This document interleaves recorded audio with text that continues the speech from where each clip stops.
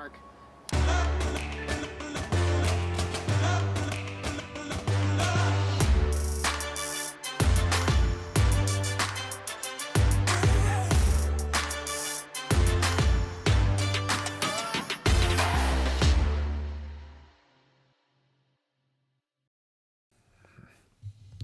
Hey, what's going on, guys? Jason Lohr here with Jason Lohr Photography and Films, and welcome back to another episode of the JL Photography and Films podcast series. My name is Jason Lohr. I'm a screenwriter, photographer, and a filmmaker. Been doing that for a long time. It's my passion and my way of life. So today, in this episode, we are going to be talking about photography. This is going to be great for all you beginners and those who are looking into photography too. And also, this is going to be a podcast episode going towards those who are already already doing photography, whether it be for fun or, as a career. Basically, today we're going to be talking about what is it about photography that could be such a hardship and possibly also something that could be a heartache. I've got three examples. There's definitely more than that, but these are like my top three things that are really, a big headache to me when it comes to, being a photographer. First is definitely going to have to be the traveling. For those of you who are looking to get into photography, this is something that you have to take into consideration. Some photographers, they do local photography only, but then there's going to be opportunities that are going to be out there outside of your comfort zone, your bubble, or whatever you want to call it, to where you may have to travel. And it could be, possibly miles to 100 miles away from where, where you live. So that's something that you have to really take into consideration, especially again, I've done a lot of photography, even videography, outside of my hometown. And, the travel is not too bad at first, when, the day's just starting, but it's after a long day of, doing a photo shoot of a wedding.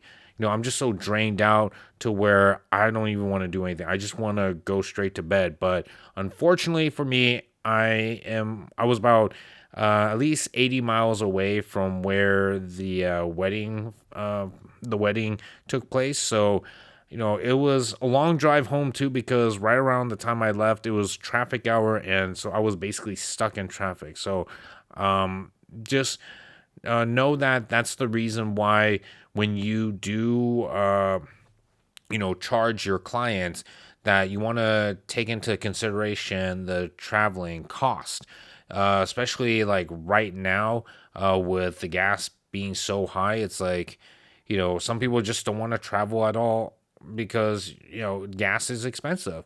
But you know what? It's like, for an event that's special to someone, it's like, a lot of clients are willing to pay the amount for it. And also, again, it's like you're bringing all your equipment, you're also bringing yourself, and you're giving your time, to capture these special moments for, these people. That's something you want to take into consideration, and it's something that you need to be prepared for, because it can get pretty tiring and it can be a headache.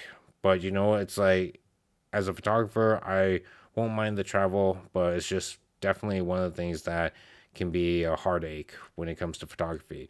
Okay, so the second one is going to be pretty much having to deal with the crowds. So this is something to do with like any type of events that has like a lot of people there. So an example would be when I was at a funeral, family funeral, and I was hired to do the photos. A lot of people were just all over the place. Basically, there was no crowd control. Only the hosts, which were the sons, were the ones that were calling all the shots, and I expected them to be the ones to like have the crowd control. But the problem with that is that even they didn't have crowd control. and so everybody was all over the place. So I just tried my best to take photos of everybody as much as I can. That's just how I roll. It's like when you hire me as a photographer, any guest that shows up, I'm gonna get them all on camera, so that way you can have, that moment of looking back and seeing the people that, who were there for you when you needed, you know, uh, family the most, family and friends. So it becomes a lot of work because you're having to chase down people and also take a bunch of photos. Now, the one thing that I will say is that when you are talking to the clients, I always suggest that you would let them know that, hey, I'm there to take photos of everybody, or I'm there to take photos. I'm not there to, try and like get things organized. The only thing organizing I would do is just, having you guys like positioning for, the group photos or the solo photos or the couples photos, whatever the case may be. That's all I'm going to be doing. But as far as like crowd control goes, that's up to you guys. So if you guys want to do like group photos, you got to let people know that at this time we're going to do group photos, meet up here. Because I'm not going to go chasing down people for you to get into like a group photo. Because one is, if you have a big old family and I haven't gotten a chance to meet any of them, which I always advise a lot of photographers to do too, is to meet and greet with the family and also let them know that you're the photographer and that, you're not just some stranger trying to take photos of, everybody. So people just become more comfortable. But if that's not possible, then now it's going to be hard to like just, go and ask people to come take photos. In fact, again, you're the photographer and you shouldn't need to do that. You know what I mean? It's like you should be the one that's setting your camera at the spot where the photos are going to be taken, and then you start directing people on where they should stand, how they should turn and face, so that way the photo will turn out well.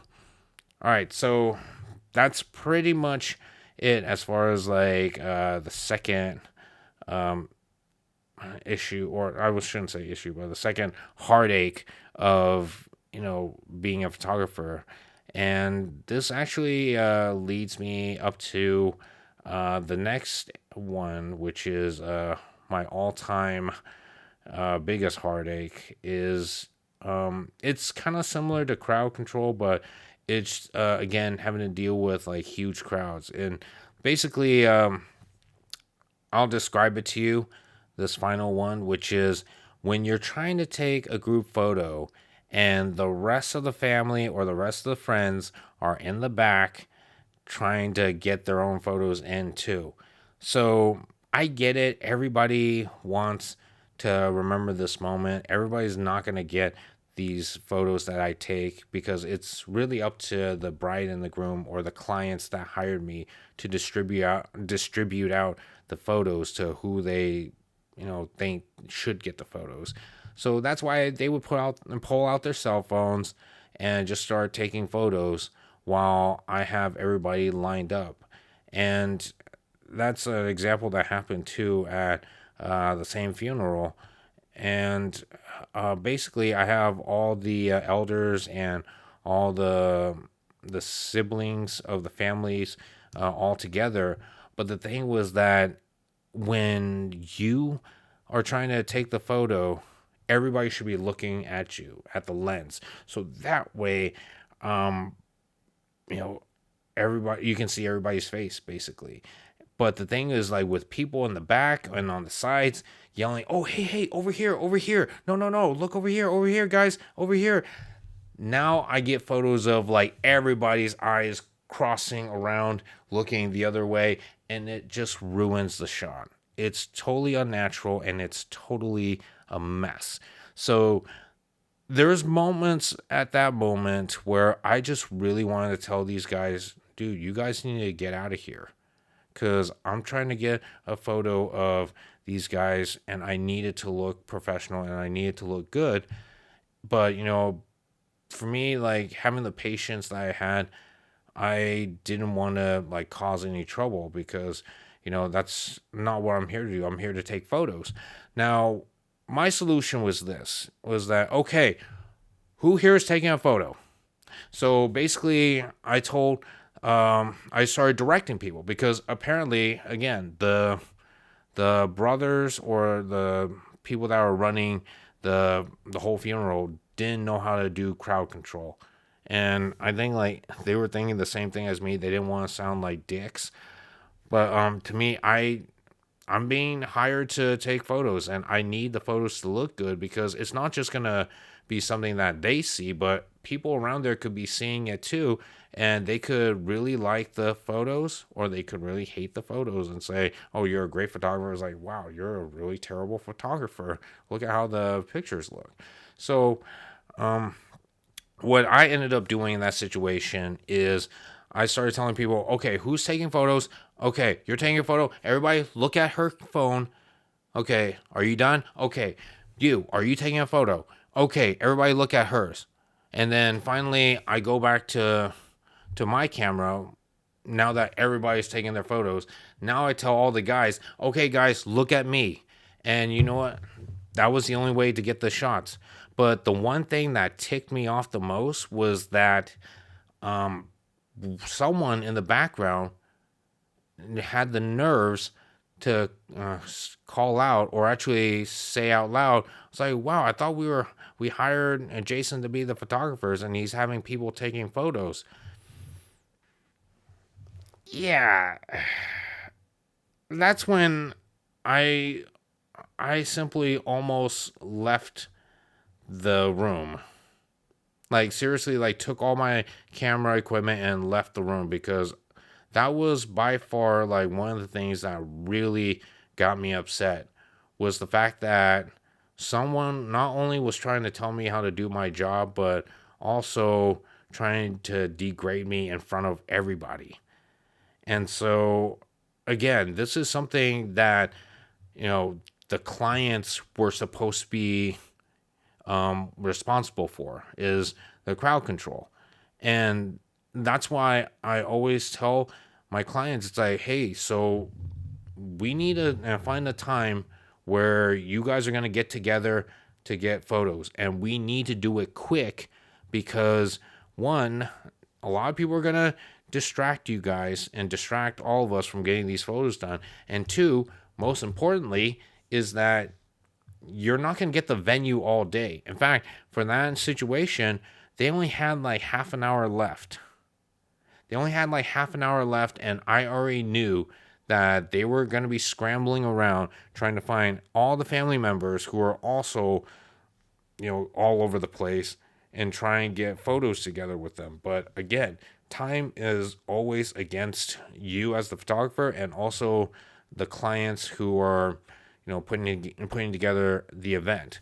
So that's just something that both sides have to really communicate together to where, and have that understanding of each other. And, my understanding to them is that, hey, you guys have an event to plan. Let me worry about the photos and you don't have to worry about that. We already planned out the time to get the group photos together or the solo or the couple photos. Okay, don't worry about that. But the thing that I should not be worried about is where the heck is everybody?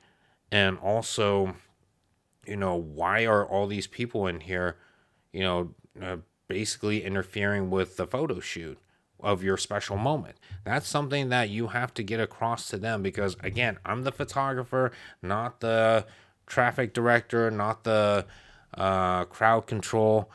I'm just there to take photos. In fact, it's so funny. Like one of the weddings that I did for a buddy of mine, like he got done saying the I do's and walked across the aisle and outside, and apparently they were all asking each other, the bride, the groom, the bridesmaids, and the all the other guys out there. Okay, so what happens next? And everybody's like, I don't know. It's like, and then my buddy looks at me and is like, hey, Jason, go find out what's going on. I was like, okay. I don't know who exactly I'm supposed to be asking, but okay. So that's like one of my friend Kenny was telling me is like majority of the time, like given his experience in both videography and photography, it's like majority of the times the photographer or the videographer is the one that's directing the party, even though they're not supposed to, even though it's not their jobs, but majority of the time they're the ones that are having to direct the party because if you're unlucky, you get stuck with clients who are just literally unorganized. So I've only had the unfortunate luck of dealing with one, but the rest afterwards, like, I'm very happy that they do have, their stuff together. And it was a lot more organized. So, again, it's basically luck, but you never know when you're gonna run into that client who's gonna be like just unorganized, no control over the crowd, and just basically looking to you to run the show, even though you're just there to take photos. But anyways, that's pretty much my uh, three of the many hardships of being a photographer. So um, again, I wanted to hear from all the photographers that have been doing this for years. What were your hardships, your heartaches when doing photography? So again, for me, it's the traveling, the the crowd control, and then also again with the crowds like just getting in the way of like you trying to be a photographer, like doing all the group photographies and what have you. So that's my three. So I like to hear what your guys's experiences with that. And then again, for those of you guys who are looking to become photographers, this is definitely something you're gonna have to be prepared for. So just just try to have some patience with the clients too. I mean, like I said, it's not gonna do you any better. I'm sorry, any better if you start getting upset and also pretty much like walk out, because it could send a bad message, about what type of photographer you are. So just keep that in mind. But anyway, so that's it for this episode. Again, thank you guys as always for tuning in and listening to this talk. And again, if you guys have any questions, definitely leave them in the comments below. And again, all you photographers out there, definitely share with us your experience. Definitely love to hear from you guys as well. And of course, if you guys want to check out more of my work, whether it be photography, filmmaking, or screenwriting, you can find them on my social media network.